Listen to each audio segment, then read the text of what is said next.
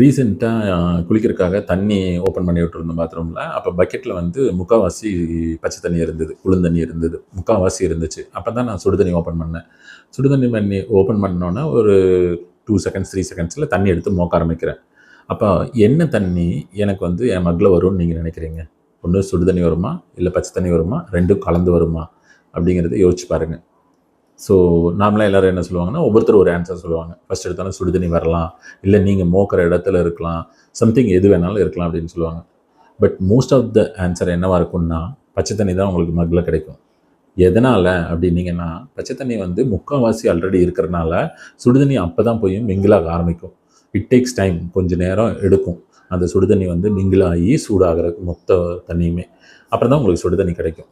So இந்த ஸ்டோரியிலேருந்து moral என்ன நம்ம கற்றுக்கணும் அப்படின்னா, நம்ம இத்தனை நாள் நிறைய விஷயங்கள் தப்பு தப்பாவோ, டிசிப்ளின் இல்லாமல், ஒரு ஆர்கனைஸ்டாக இல்லாமல், ஒரு டைமை கீப்பப் பண்ணாமல் இருந்திருந்துருக்கலாம்.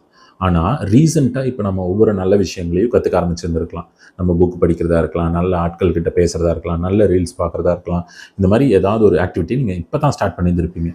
ஆனால் கொஞ்ச நாள்லேயே உங்களுக்கு என்ன தோணுன்னா, ஏன் வந்து எனக்கு எந்த மாற்றம் வரல அப்படின்னு நினைக்கும்போது இந்த ஸ்டோரியை ஞாபகம் வச்சுக்கிங்க. It takes time. கொஞ்ச நாள் ஆகும். நீங்கள் பழைய அந்த பச்சை தண்ணியெல்லாம் வெளியில் போகிறதுக்கு கொஞ்சம் டைம் எடுக்கும். அதுக்குள்ளே நீங்கள் அந்த சுடுதண்ணி மாதிரி கண்டினியூஸாக நீங்கள் அந்த சுடுதண்ணி போட்டுட்டே இருக்கிற மாதிரி நல்ல விஷயங்களை நீங்கள் கற்றுக்கிட்டே இருக்கணும்.